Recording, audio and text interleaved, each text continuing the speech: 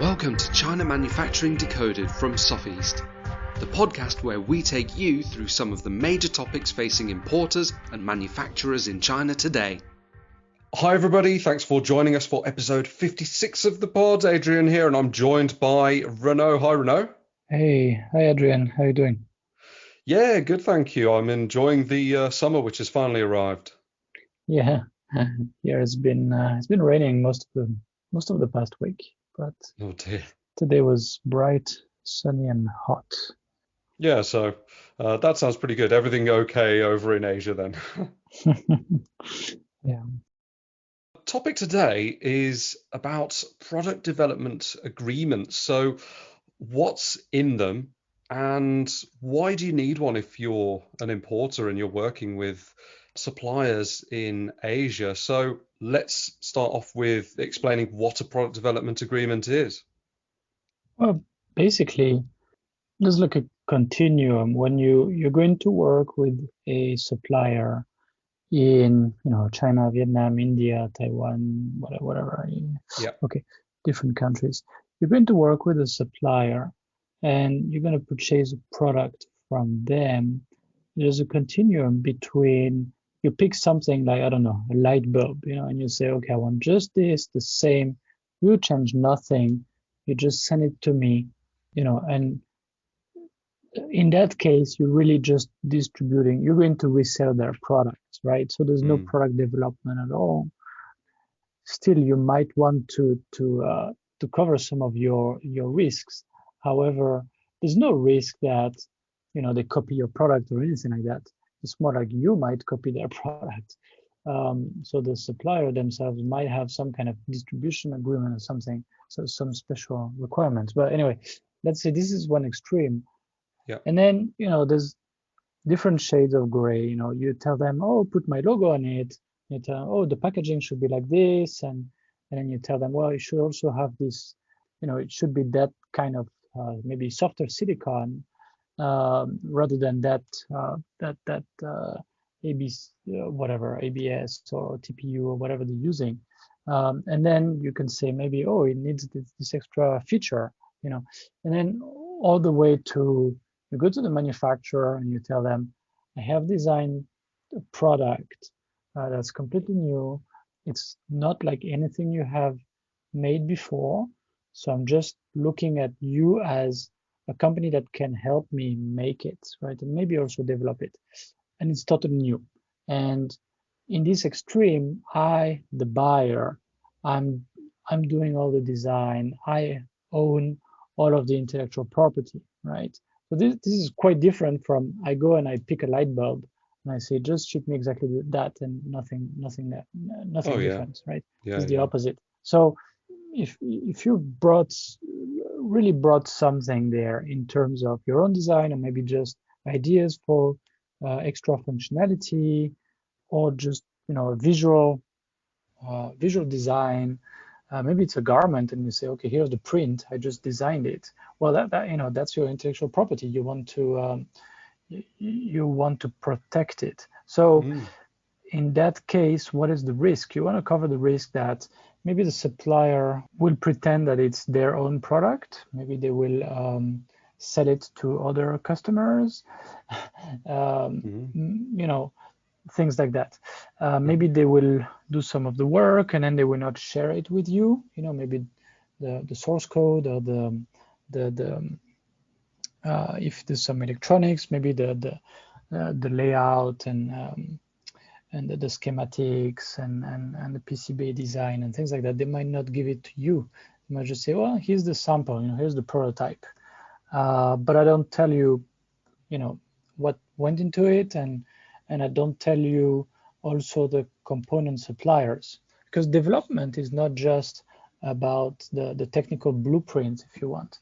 It's also about the supply chain. It's also about knowing where where the components come from, right? Yeah. So also, yeah, a risk here, and we talked about that before in the podcast, is that the supplier says, okay, yeah, we can help you, do this part of the development, maybe, and source some of the suppliers, and then it is really their intellectual property. They don't even charge the customer for that, or maybe they charge the customer for it, but since there's no written agreement, it's not clear who owns the intellectual property. And by default, in my understanding, and I'm not a lawyer, so make sure you call a lawyer to make sure you get that right. But Hmm. and usually lawyers would be very happy to talk to you because making these kinds of agreements is a source of revenue for them. Okay, so what I was saying is, if it's not clear through a written agreement who owns the intellectual property, if the supplier did some of the work, they will probably take credit for it and say this is their intellectual property. And that means you cannot easily go to another manufacturer. And that means you have, little leverage Mm. on that supplier because they can cut you out, and that is covered by another agreement, manufacturing agreement. We'll get to that, but they can Okay. cut you out usually. Um, but it's not so easy for you, the buyer, to go see another supplier because a lot of the development has to be done again. That might be time consuming and very expensive. All right. So Yeah. a development agreement is simply an agreement that covers these risks. And it's something that we always tell our clients they need if they're going to do development work with a manufacturer. Yeah. So I suppose the more unique, the more customized your product is, the more you're Mm. going to need this sort of agreement. Yes, because there's more, yeah, because the risk is higher, there's more at stake. There's usually more investment in time and money. And yes, you want to protect that. Yes. Hmm. And you're talking about the suppliers that you're using. I mean, we have spoken on the podcast before about supplier choice and many times in written content as well. And so when developing a unique product, would you recommend trying to work with a contract manufacturer where possible? Well, so it depends. Again, it Mm. depends where you are on that continuum. From I buy light bulbs or cables or Yeah. screws, and I want nothing changed to, hey, this is my flying car, and I designed it and I found a way to make it work, and now I need to manufacture it, right? So if if you go for screws and light bulbs and things like that, you go to a manufacturer that has already made that, an ODM or OEM Mm. manufacturer that just specializes in that, more what they call ODM, original design manufacturer. If you are somewhere in the middle, let's say you want a tablet, right? A tablet PC or a smartphone. We get a lot of requests for these. I don't know, but it's a little bit special. So you have manufacturers, a Hmm. lot of them in Shenzhen, Dongguan, Huizhou. They are specialists of smartphones and maybe smartphones and tablets. And you can go to them and say, well, I want, yeah, okay, on the basis of this model of yours, I want that different chip, and I want maybe a different kind of screen, and oh, the camera module, I need to change that, and the packaging will be like that, and you put my logo on it. Yeah. So in that case, you really don't want to work with a contract manufacturer, because contract manufacturer will tell you, okay, but we're not specialists, of this kind of product, so we're going to have to do quite a bit of R&D and research and everything Yeah. just to be able to put that together. However, that OEM company that will say, okay, yeah, sure, based on our model, we've already amortized, most of the R&D, and we've already upgraded to this current generation of Hmm. chipsets, and so making these changes for you, that's fine, and maybe it will charge you just for these changes, but all the rest, we've already amortized the R&D anyway, right? Hmm. So in this case, you really want to work with an OEM manufacturer. You don't want to work with a contract manufacturer. You don't want to start the development from scratch. Right. Right. Now, if you make a product that is relatively simple or that is kind of, unique in a way that you can really find very similar uh, products, already made somewhere in China, then it does make sense to go with a contract manufacturer. Also, in case you are worried about going to one of these ODM/OEM typical manufacturers, and you give them a lot of ideas, Mm. and what will they do with these ideas? Yeah, they will make the product for you. I mean, hopefully, not always. Sometimes they do all the development with you, they get all your good feedback, and then they cut you off. Mm. That happens. I mean, we've seen it. And then they're happy to sell it to other customers. Uh, and usually that's because the development agreement was, not very strict, or just non-existent. Or even if they supply to you, they will show it to other customers, and then there's like a risk. One way to avoid this risk is to sign the right kind of agreement. And that's what Yeah. we're discussing today. That's sort of the legal tools, but also you need to think of the business fit in the long run, and the Mm. risks that they do something wrong, maybe with one of their sister companies or their cousin's company, and you can never prove that there's any link, and they do something bad, and even though you have all the documents signed and chopped and confirmed, that is still a risk. So if you want to avoid that risk, don't work with a company that's already making something similar, because they're Mm. already connected to a whole supply chain, a bunch of buyers that might be interested in your product. It's very easy for them to resell it to somebody else, right? Yeah, okay. Yeah, good to reiterate those points about the different suppliers. I mean, I will leave some links to that sort of content in the show notes because definitely worth reviewing. To get back onto topic then about the product development agreement, could you take us through the sort of anatomy of this sort of agreement, please? So first, I should break it down. Um, Yeah. a key component really is to protect the buyer's intellectual property. I think I made that clear. And that can be an extremely complex topic. So again, talk to a lawyer who is very clear about these topics, and also about Mm. doing business in China, or in whatever country where you want manufacturing and development to be done. Okay. I think we can send a link to some blog posts, maybe from the China Law blog, because they make it clear that there are cases that are really messy. What they call the when the intellectual property is blended. Some of it comes from the buyer, some of it from the manufacturer. What Mm. exactly to do in this case.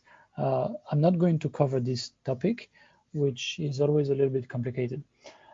So I want to break it down a little bit. It covers the intellectual property. It also should cover, I believe, the supply chain, uh, the desired level of transparency, of visibility that the buyer should have over the component suppliers and maybe the sub-suppliers, right?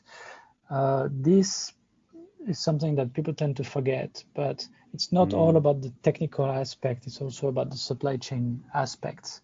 Very, very important.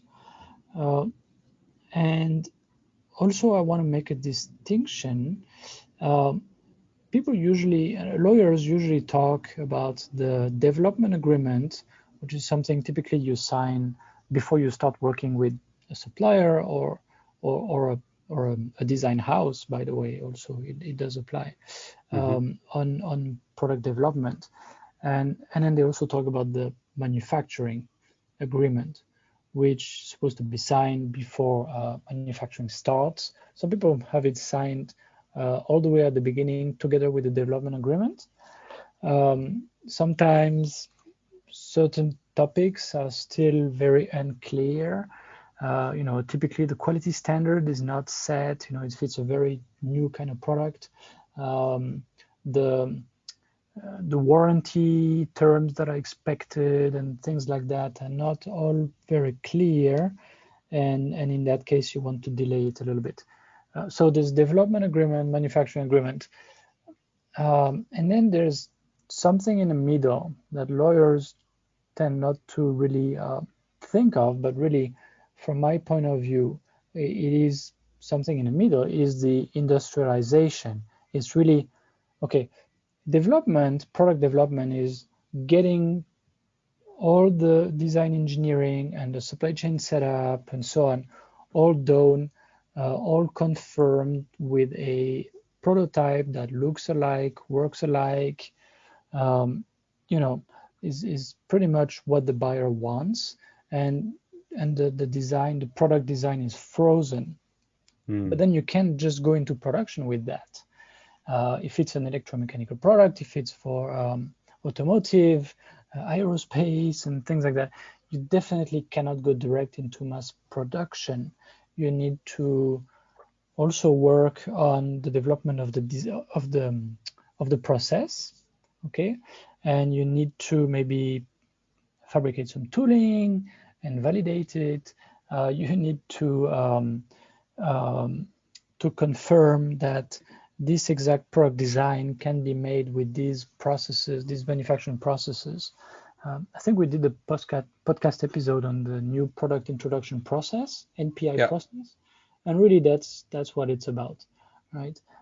And then there is manufacturing, really, when, okay, it's just about purchasing the components, checking them up, putting them together, checking up again, shipping, right? And this middle phase, well, some of this falls into the development agreement, some of this falls more into the manufacturing agreement, Mm. and different lawyers will interpret that in different ways, I believe. So these are really the three phases that tend to be boiled down into two separate agreements. So, for example, the tooling is usually the main risk is about intellectual property and being, avoiding being hooked by the supplier. So usually it's in the development agreement. Mm-hmm. And setting up the manufacturing lines and maybe developing some testing jigs and things like that might be in the manufacturing agreement, right? So it's a little bit of an arbitrary distinction that doesn't really make sense to me sometimes. But I've read quite a few of these agreements, and yeah, different templates coming from different lawyers will cover different things, right? Sure. Now, having said that, basically, a development agreement, uh, the key things that it says is, what kind of product is going to be developed first, right? What is the scope of this agreement? What is the purpose? Um, Obviously, confidentiality. Um, Often a non-disclosure, non-use, non-circumvention agreement has already been signed, but then it's pretty much all the time. It's also part of the development agreement. Mm. Okay, so making sure that um, supplier is not allowed to leak the information, to reuse the information in ways that are not allowed, and so on and so forth. Okay, that's a basic. Um, who is going to do what? Because again, it's a continuum from the light bulb and the screws to the flying car designed by the buyer, right? Where do Mm. you fall in this continuum? Well, maybe the buyer, maybe it's really a new product, maybe the buyer themselves have an R&D team doing some of the engineering design. They work also with the design house doing maybe the electronic design, and then they keep the mechanical design in house. And maybe they work with a couple of freelancers developing the firmware and an app, and and and and then they also start to work with a supplier for a specific module, right?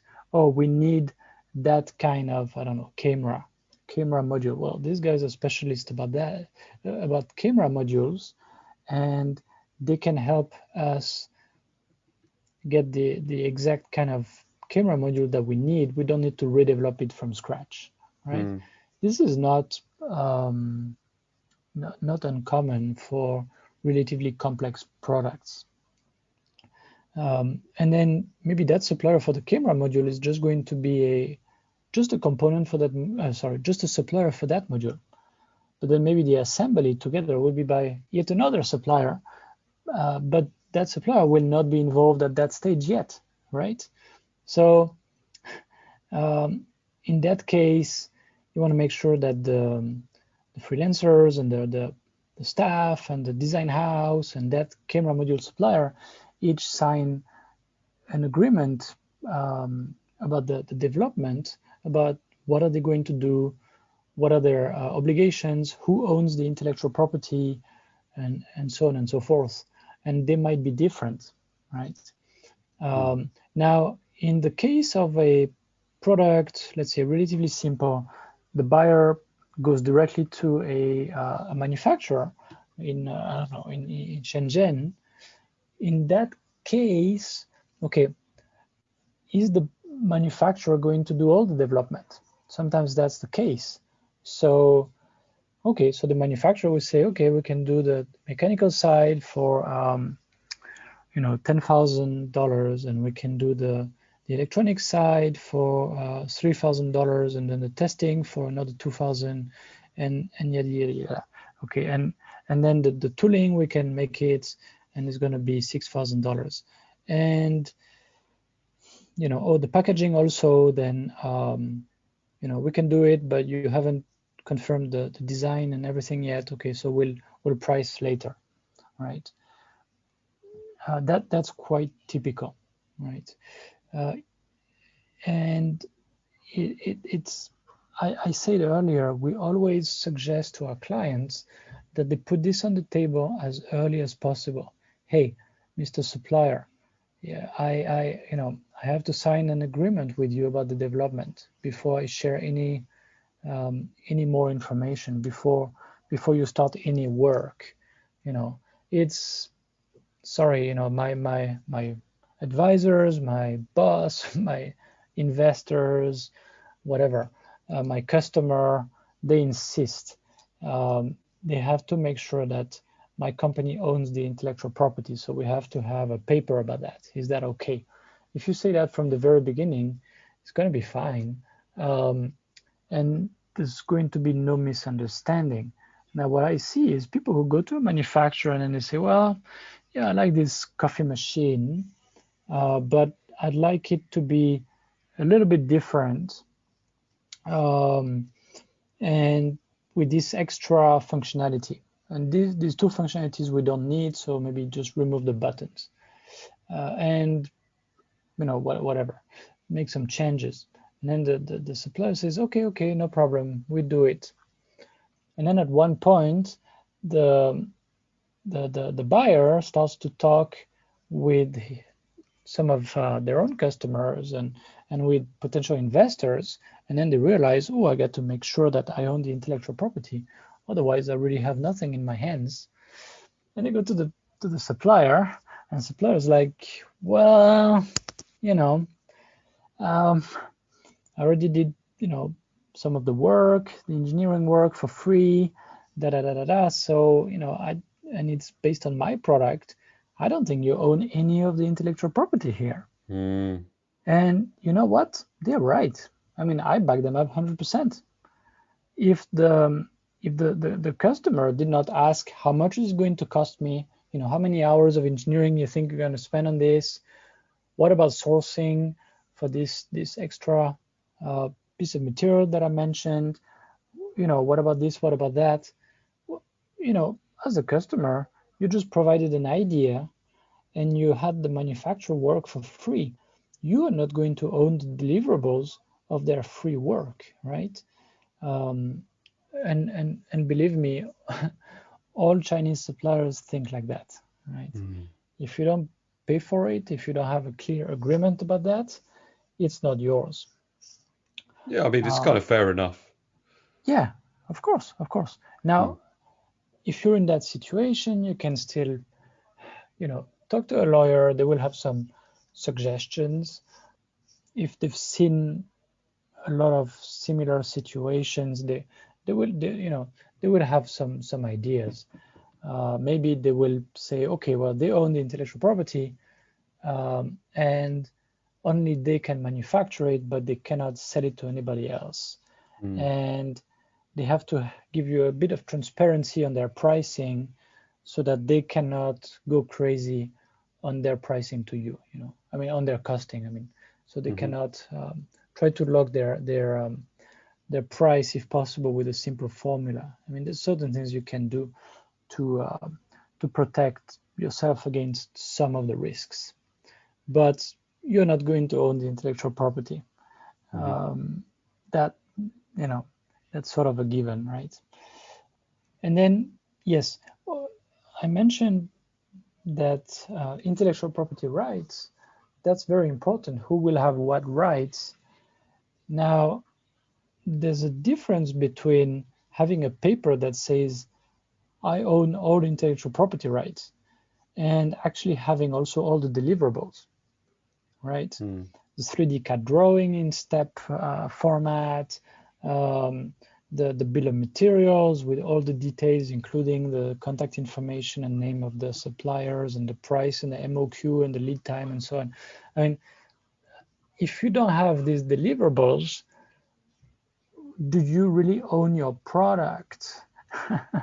you know, on paper, it's your intellectual property, but every time you're going to say, hey, I need to make a change here, the supplier is going to say, okay, well, here are the implications, and you have no clue and you have no way of knowing. Every time there's a problem, you say, well, this finishing here is really not nice. I'd like to send an engineer to the anodizing plant. The supplier is going to say, let us, we're working on it, let us do. Like, what? I can't, and they will say, well, I can't really tell you. It's like a business secret. Well, this is where this is happening. And you know what? In many cases, they also don't know where it's done. Mm. Maybe they buy metal parts from a company that does die casting and the surface finishing, the surface treatment, and the die casting company doesn't tell them where the surface treatment is done. That's quite common. Um, so if you don't have the deliverables in your hand, basically uh, you really at the mercy of your supplier, and it is. I mean, if they do something wrong, you can probably sue them. If the contract is actually enforceable in their country where they have assets and so on. Hmm. But what is one of the primary purposes of the development agreement, as I mentioned before, is to be able to go to another supplier, is to reduce the over reliance on one supplier, right? But if you don't have all these deliverables, well, somebody's going to have to pay, put the resources to do this development again, which is crazy, which is very frustrating, Absolutely. but it's not uncommon at all. People Mm. don't like to brag about it, because it's like, yeah, I made a mistake. I should have thought about that earlier. But it happens quite a bit. Yeah, okay. Yeah, I can see how all of this is really ring fencing a lot of risks that you want to get rid of. So, yeah, it makes a lot of sense so far. Mm-mm. Yeah. And depending on the product, and depending on the situation, depending on the arrangement with the supplier, it might be, much more complicated than that, right? Who's going to do, who's going to develop the control plan and the testing plan and all of these things, and who's going to pay for that, and will it be communicated to you, the buyer?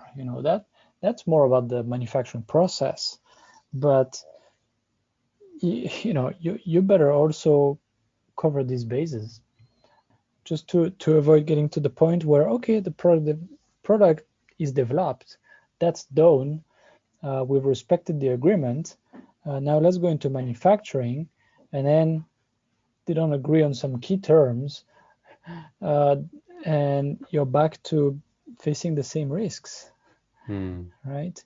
Mm. Which is why signing a product development agreement first, and then signing the the product manufacturing agreement might be okay, but you need to make sure that if you don't find common ground, you really have the ability to switch to another manufacturer without wasting too much time. If you do not have that ability, then you should have them sign some kind of manufacturing agreement protecting you against the main risks. And then, of course, you can always amend it. You can always do an addendum. You can always make another agreement that replaces and cancels it. Right. But this is all related to proper project planning. If you don't plan properly, you're going to miss some of these key topics.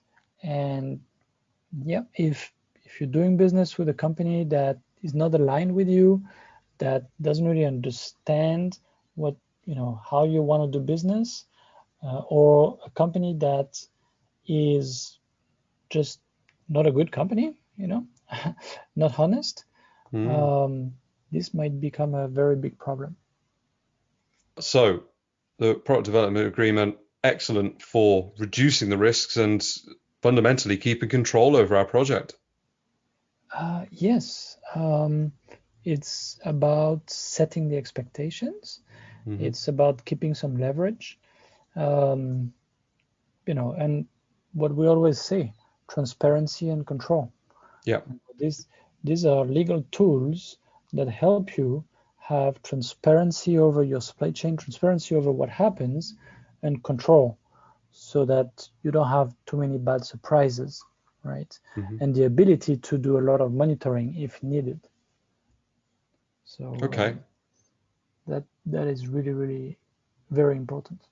Yeah, that rounds us off nicely. So anybody listening, if you do have questions about product development agreements or keeping this sort of control, of course you can get in touch with us at Sofeast, and I'm sure Renaud or one of the team can give you some answers. Obviously, as you said, we're not lawyers though, so ultimately contacting a lawyer who's got a specialism in manufacturing in the countries that you're operating in is probably a good idea too. Yes, and we have a page about partners on sofeast.com, and we put the contact of Dan Harris at Harris Bricken, so that's always a good choice. Yeah, good place to start. I'll share the link in the show notes. So that's it. We've got to the end of this episode. Thanks for listening, everybody, and thanks for joining me, Renaud. Hey, thanks, Adrian. Thanks for joining us. If you've enjoyed today's podcast, don't forget to like and share, and you can subscribe on Apple Podcasts, Spotify, and all other places that you get your podcasts from. See you next time.